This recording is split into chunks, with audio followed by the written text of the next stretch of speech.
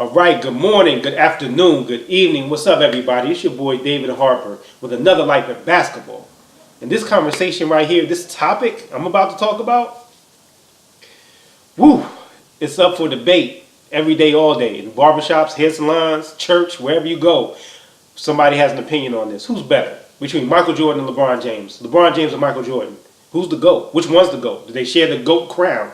Can you imagine like a GOAT crown? Who gets the horns? Here we go. And I'm about to break it down for you so it can forever be broke. So there's no debate on it. Or actually, after this, there might even be more debate. You never know. But anyway, here we go. Ladies and gentlemen, you can't compare Michael Jordan to LeBron James, nor LeBron James to Michael Jordan. It's not an apples to apples comparison. See, you could compare Michael Jordan to Kobe Bryant. You could compare Michael Jordan to Magic Johnson. You could compare Michael Jordan to Tim Duncan, to any NBA Hall of Famer that's won multiple championships. Or even one championship. You could maybe do a comparison with Michael Jordan to those players. But you can't do that with LeBron James. Because every NBA champion who's won multiple championships, who's on, one of the 50th greatest players ever to play the game, any of those players, whether it's Scotty, whether it's Jerry West, whether it's Bill Russell, whoever, take your pick. Any great NBA Hall of Famer who's won multiple championships has always had two ingredients to help them get those multiple championships. Two very important ingredients, variables, however you want to say it, they've had that LeBron James has not had. Every NBA champion who's won multiple championships, and this is Michael Jordan included, has had two things: a great coach and a great front office. A great coach and a great front office. Those are the two ingredients up until LeBron James came along that was necessary for any NBA player to win multiple championships, or take it back, to even win one championship. You need a great coach and a great organization. For all the players that's in the league, here's a better way to put it. The NBA, through the years, through its inception, has had great players, a lot of great players who haven't won championships. But they haven't had a lot of great coaches. And they damn sure hasn't had a lot of great front office. Believe me. There's people that's like myself, that I'm a Washington fan. Man, when they were the Bullets, man, even when they were the Wizards, it was purgatory. Purgatory. It's like, man, can I root for another team? I mean, really. But you're a homer, you love your team, you want to root for your team, you want to stick with it. But we never had the front office. That's most teams in the NBA. So, the reason why you can't compare Michael Jordan to LeBron James, because LeBron James has never had both at the same time. LeBron James has never had a great head coach, ever. He has had good head coaches, but never a great head coach. And LeBron James has only been with a great organization once. And that's with the Miami Heat. Pat Riley knows what he's doing. That front office knows what he's doing. And as a matter of fact, it's so good that Pat Riley ran the team and coached the team to his first championship back in '06 with Dwayne Wade. Dwayne Wade and Shaq. Shaq got his fourth ring. Dwayne Wade got his first. But LeBron James has never had a good front office and a great head coach. A great front office and a great head coach. He hasn't. And just to kind of give you an example of what I'm talking about, LeBron James is the only player in NBA history who has taken 4 different head coaches to the NBA Finals who have never coached in an NBA Finals before, as a head coach. 4 different coaches. He took Mike Brown. He took David Blatt. He took Eric Spoelstra, who never coached in the NBA Finals until LeBron James got to Miami. And he took Tyronn Lue. 4 different head coaches. 4. That's never heard of. Nobody's ever seen that before. 4 different coaches. 1 coach, yes. Maybe 2. Really, no. Take that back. 1 coach, yes.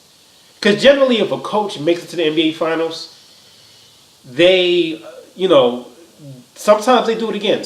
There's coaches that haven't been one and done, but rarely do you have a coach that goes to the NBA Finals, then doesn't come back.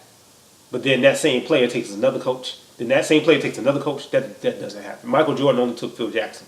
And after that, Phil Jackson won 7 rings outside of Mike. Pat Riley took 3 different teams to the NBA Finals. He took the Lakers, the Knicks, and the Miami Heat. Larry Brown took 2 different teams to the NBA Finals. He took Philadelphia 76ers and he took Detroit Pistons. He won with Detroit. Popovich just took the San Antonio Spurs. He has 5 rings. Great coach. Great organization. So, like I said, it's not an apples-to-apples comparison. Now, if you want to say that Michael Jordan is greater because he won 6 rings, you can make that argument. But someone else can come back to you and say, LeBron James, well, even though he has 3, he took a team without a great head coach and without a great front office, really, without a great front office, to win their first championship. Really. I mean, LeBron James has overachieved. I'm going to give you another comparison. When Michael Jordan left the Chicago Bulls, back in '93, he retired after his third ring. He took the Chicago Bulls to 3 championships back-to-back. When he retired, the Chicago Bulls, from that '93-'94 season, won 50-plus games with Scottie Pippen and Tony Kukoc, Horace Grant. 50-plus games. Made it to the second round of the playoffs, and very well could have went to the Eastern Conference Finals. 50-plus games. When LeBron James left the Cleveland Cavaliers in 2010, they became the worst team in the NBA. They became a lottery team. They were able to draft Kyrie Irving. That's how Kyrie Irving, the number 1 pick, got to Cleveland because LeBron James left. LeBron James left.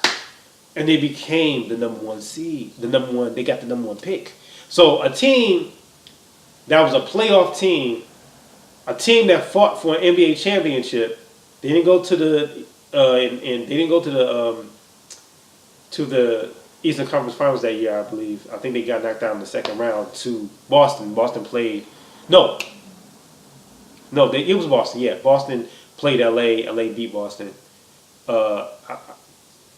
Cleveland, after LeBron James left, became the worst team. That 2010, 2011 season, then they got the number 1 pick. That's how much LeBron James meant to Cleveland. And just if you want to do comparisons, LeBron James got Cleveland to the Eastern Conference Finals in 4 years. Michael Jordan got him in 5, but lost. But he got him in 5, which is impressive. But here's the thing: when LeBron James got Cleveland to the Eastern Conference Finals, he went to the NBA Finals in his 4th year in the league. Took him 4 years. 2003 he was drafted. He did in 2007 and got to the NBA Finals. That's sick. Now I know what you're thinking. You're saying, Dave, basically what you're saying, LeBron James is better than Michael Jordan. No, I'm not saying that. I ain't crazy. What I am saying is that you can't compare the two. If LeBron James had a great organization, a great head coach consistently, then yeah, I could say that. And the NBA was different back when Michael Jordan was playing. It was more physical. It was different. The NBA is not as physical now, but at the same time, you have more athletic players in the NBA now than you did during the time Michael Jordan played. Michael Jordan, one reason what made him so great because he was one of the most athletic players in the league. NBA players were smarter back then. They were more cerebral because they had to be. It was more of a team game. You leaned on your teammates. Not every team had a Michael Jordan, or even forget having a Michael Jordan. Not every team had a super athletic guy on their team. You had skill players, guys that could shoot, guys that could rebound, guys that could play with their back to the basket, and point guards that knew how to dish. but you didn't have athleticism back in the day. The most athletic players back in the day was the Michael Jordans. It was Dr. J, Michael Jordan, LeBron. I'm saying LeBron James. Dr. J, Michael Jordan, Dominique Wilkins. You can say Larry Nance was in there. Excuse me. You can say Larry Nance was in there. And then when it got to the late 80s, early 90s, then you could say, before Larry Johnson got his back hurt, Larry Johnson, you had Skywalker. I forget his first name, Skywalker. He won the dunk contest, but he was athletic. You started getting more athletic guys later on. And athletic guys back in the day, they could be in the league, but they were just athletic. They were good for lob dunks, but they weren't shooting threes like crazy. You had specialists, 3-point shooters, dunkers, rebounders, and defensive players. That's kind of what was the NBA back in the day. Now you have 3-and-D guys. Great example, Scottie Pippen was the first of his kind. Scottie Pippen was the first of his kind that could play, was your point forward, that could play, shoot the three, and play defense. And he was on the Chicago Bulls with Michael Jordan. So, Michael Jordan had an athletic freak on his team, and he was able to win several championships.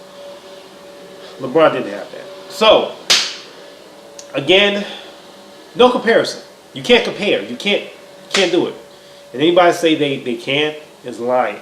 Or don't know what they're talking about. Let me just say, some people just may not, they like talking, but they don't know what the hell they're talking about. That's a lot of people talking basketball. So, that's my thoughts on LeBron James and Michael Jordan. Again, when anybody says, hey, you could compare, not really. Not really. Can't do it. Can't do it. Alright, so that's my time. Thank you for watching Life in Basketball. Again, if you like the show, subscribe, tell a friend about it, share it, all that good stuff. I'll see you guys next time. Peace.